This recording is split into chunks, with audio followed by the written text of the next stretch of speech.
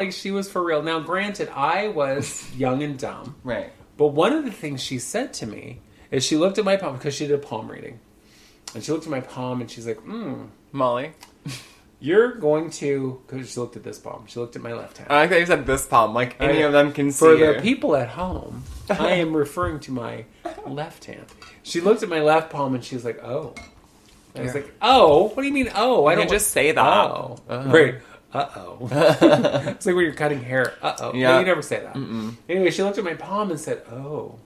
And I was like, what? And she goes, well, I see that you're going to have heart problems. And I was Oh, okay. like, Go fuck yourself. hard call, I'm a fat kid. Probably. Or You like know, a lot of heartbreak. What, right? Oh, how are we going to read into that? And she's like, in your 50s, you're going to have heart problems. But according to your right hand, you will overcome those or you'll die. Oh. And I'm like, those do tend to be the choices. So you mean I will live or I will die? Weird. Should I stay or should I go? Okay, well, the choice was I stayed. I did indeed have heart problems in my 50s. I have AFib and I've had surgery for it. And I did not die. Praise Satan. But I was, at that time, I was like, I'm going to live to be 56. That's it. That's how old I get to be. I'm going to die at 56. I'm going to, whatever.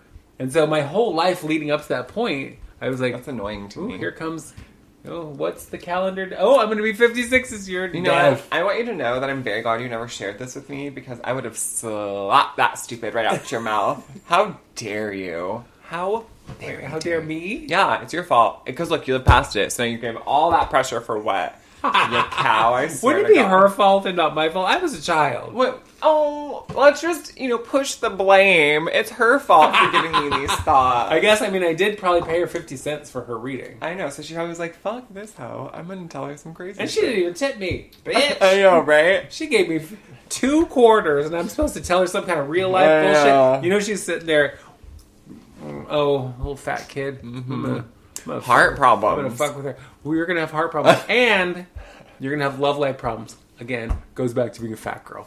Just trust me. Sorry. That's horrible. And you will die or you won't. I know, and maybe you'll die sometime, but probably I because think everyone it's a pretty does. safe bet that you're going to die. Everyone's going to die. What an exhausting sound. Right. Well, How funny. I want to do that too from here on out. Just go to fairs and have like a crystal ball. What's kind of funny is, and also problematic, is that my aunt does for special occasions is a fortune teller. Aunt Grace. She's a fortune teller for special occasions. And she calls herself Madame Bullshitka. So what's funny to me is the people will come to her and looking for real things. Her name is Madame Bullshitka. Yeah, right. And you're going to go to her and go, please tell me what my life holds in store. Will I meet a man? Will I get married? Will I be pretty? Will I be rich? Anyway, why would you go, first of all, why are you looking for any kind of validation for someone who calls himself Madame Bullshitka? One. I'm shocked and by all two, of this. why would you call you? No, but, she's made some money doing it. Like rented it out for parties or whatever. But I'm screaming. What is happening? But she just tells people Stories. She'll tell them whatever, and they'll be sitting there like, "Oh my God, really?" She lies to people for. Are we ruining her business right now? I don't think we are. Okay. She has a real. She has a real gig. Yeah. Yeah. No, I know she has a real job. And she doesn't usually bring a crystal ball to a real gig. She's that like, I know of. I see this house not going well. It's very weird. I'm sorry, your future is looking very expensive. That's what I see. How funny. It is funny. Listen, I wanted to talk to you. I know this is probably a whole different topic. Love it. But do you remember when you were a youth? Okay. And we had a whole conversation about indigo children. Yeah. Do you remember that? Yeah. And I was like, I think you're one of them. Right, I do remember that. Yeah. Well, and I've been thinking about that quite a bit because it's just interesting to me. We're talking about death, and usually indigo children are children who, again, the veil between life and death is very, very, thin. Yeah. And they see beyond kind of what the norm for children, but they also usually grow past a lot of it as they get more socialized into the world. So I looked it up today, and there are 13 signs that you're an indigo child. Love it. And so I'm going to read those, and if they're not all 13 you, especially as a child, then I don't know you at all. Okay. So the first one is you feel spiritually awakened. Oh, all the time. Oh, Yeah. I even said in the last podcast, I really wanted to be religious, right? Like, I really wanted to be religious, Right. but What was religion... that search for a deeper meaning? Right, religion didn't want me, girl. No. That's what I remember. You feel you were destined to be here. Okay, I literally say that to this day, because I'm like, I feel like people, we have to be here for a reason. Like, I'm here for a purpose, right? Right. You have high expectations of yourself and others. Oh. I think it's the and others where it becomes even really more problematic. Though, Yeah. Because you think, and I'm very much the same way, because I live on this plane, Yeah. that you should be up here with me. Yeah. It's really hard to put in check, though. But, like, a lot of... It is very hard to put in check. But a lot of times, because I've had a lot of jobs where I was a supervisor in charge of people, you have to put it in check because I can't expect everyone to be on that level. That's my own personal Yes. issue. Number 4, you have strong intuition. Mm-hmm. Yeah, And you always have. Yeah. Yeah. And that's always, I mean, I do too, and I did, I think as a child, I just was like, something.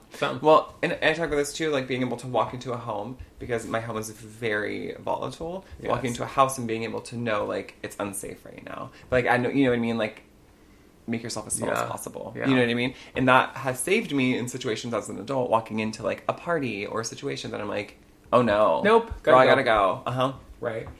Here's my favorite one. You question authority. Oh, my God. Even as a child. And I love to tell this story about you, and I know this is way off the topic of death, but who cares? When you were little, one of the things that used to just crack me up is when you were told to do something, if you didn't want to do it, you would literally weigh the consequences against it. It's like, I don't want to do this thing, but I'm going to get this consequence. And even, you were like 5, and you would sit there like, no, it's worth the punishment. I'm not doing that. And you could see the little wheels turning in your little head. Your giant head. I know, I was a big ass head, girl. What the hell? And you're like, no, I'm you good. go ahead and punish me. Uh-huh. I will accept that punishment because I'm still not fucking doing this. And I was like, what the? You want to overturn the man. Oh, girl, a real man? Check. The government? Check. Patriarchy? Check. Pick a fucking man, girl. Considering your favorite phrase is I'm going to burn it down, and you have said on many occasions, the only way really to fix what's going on in the world right now is to burn it down and start over. I think that you're 100% right. Yeah. You are a creator. Okay, thanks. Yeah. You are a change maker. I try. You are a lost soul. Oh, isn't that... Well, if I was... That's probably why religion didn't want Girl, you. I was like, if I wasn't a lost... bitch. If I wasn't a lost soul, everyone sure did tell me I was. You know what I'm saying? Right. This one's a sinner. You are headstrong. I think we can just take it back to where I was just saying, I will take that punishment because I ain't doing this. Yeah, girl. If I am anything, girl, I am headstrong. Yes. Uh-huh. Passionate and focused. Okay, yep. Very that. Yep. You have psychic abilities. Mmm. And 13, and here's my favorite. Okay. You are frustrated. Oh, all the fucking time! With literally, pick a thing. Point at something, hate it. Frustrated with that. Which is probably why your favorite phrase also is, I hate it here. You know what? It's so funny because at work I say that all the time. Usually like a petulant child kind of, I hate it here. And at one point, there was a few of us that worked together who all wanted to go get I hate it here tattooed on us. That seems appropriate. Yeah, right? So, I think... Wait, do we need to take a break? We're good for a couple minutes. Okay. I think... Here's my thing with indigo children is it's much like people who are like spiritual or psychics, right? There's so much bullshit. There's so many people who claim to, I'm a psychic, I'm so spiritual, I'm a shaman, like, and it's all an empath, right? It's all these people who which is now trendy. Everybody's an empath. Literally everybody, girl. And these are conversations we've had since I was a child. Like these are the spirituality conversations that I remember having as a kid, and being aware of what this meant. But like so more. Oh my god. In recent times, it just feels like if you say things like, oh, I have psychic ability, and people are like, sure you do, Jan. Sure, Jan. You know what I mean? And so I take a lot of it with a grain of salt. Yes, do I think a lot of that list applies to me? 100%. But I would never enter a conversation and tell people I was one. Do you know what I mean? Right. I feel like too often you would get, and that, girl, don't make me, I hated feeling stupid when I was a kid. Don't ever make me feel like a goddamn, like I'm stupid. Right. And so feeling stupid as an adult, no ma'am. No. So that's why with like my spirituality and my belief system and like what kind of person or who I think I am, it's private to me and like my people. Do you know what I mean? Right. Like, me and my partner talk about it. I've talked about it a lot with my family and my close friends, but I'm not just gonna walk into a group of people and be like, let me tell you about me as an indigo child. Do you know what I mean? Right, I'm not gonna right. say things like that. I'm not gonna pretend like I'm an expert, because it is very deeply personal to me. Right. It is all, and that's what I think spirituality should be. Right. That's why I don't need to go into a building to bow before something. You know what I mean? I have my own, I do it my way. You know? Right. Anyway. God, we are almost out of time. So Tell your story. I'm going to tell one more little story about death, and then I'm going to tell my Cool. tale from the drag closet, which is a super quick one, but it's one that makes me laugh. Oh. Super short. But when the Death with Dignity Act was passed here, Okay. and then it was immediately, Yeah. contested, right? One of my friends was living at our house, which is a place for folks who are in the final stages, usually, of having AIDS, dying from AIDS. And he wanted to use the Death with Dignity Act because he was very sick, had been for some time. Yep. And he became kind of the face of that law, Yeah. or that thing, that fight, as it were. He also became the very first person to actually be able to use it in this state. Crazy. Because he fought it and won, and kept winning, but they kept fighting. And when it finally kind of went through, and he was still alive, amazingly enough, he was the first person to use it. That's crazy. And I heard so many people talk about, well, you should, it's how are you to decide when you die? Exactly. That's on God, and blah, Yep. blah, blah. It's like, if this God existed, girl. why would it Also- want you to be miserable? Right. And why isn't it? It's your life. Why isn't it your choice to check out? Well, and here's what I'm going to say. And I'm not trying to make light of people, killing themselves in any. But this was a way that this person was Yes. dying. He Well- was actively dying, and then to have someone go, "Well, no, you need to live longer for No. what? For what? The miracle cure." Right. He was so close to the edge of death that even had they come up with all the meds that they have now for AIDS, they would not have helped him. No. And that's the only argument that I ever give people who say anything about, like, well, it's God and religion, any sort of bullshit like that, like, not everybody is that. Not everyone is Christian. Not everyone's going to follow your doctrine. And that's a right and a privilege. You know what I mean? Like, you don't get to tell someone, like, well, you shouldn't do that because it's up to God. First of all, I don't worship your God. Right. Your God and myself are not on good terms, bitch. Like, I don't care. I don't care what your God thinks about it, because I'm not religious in the way you are, right? And I think people who say shit like that, how Well, it's so self-centered. arrogant. It's so arrogant to be like, well, God, I don't give a shit. Take your God and skedaddle, By the way, I love that you say skedaddle. Like you're an old person. Bitch. All right, so I got to tell my quick story, and then we got to get out of here because it's our hour is almost know. up. God. Which I don't know how that happened, but except that we just Talk a lot. nonstop.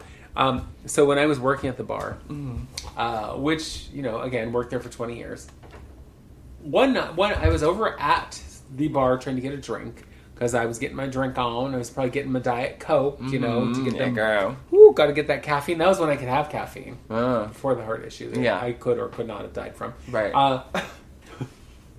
And for I don't know what reason, some drunk man sitting at the bar slurred at me, and he's all, "I should just rip that wig right off your head." bitch.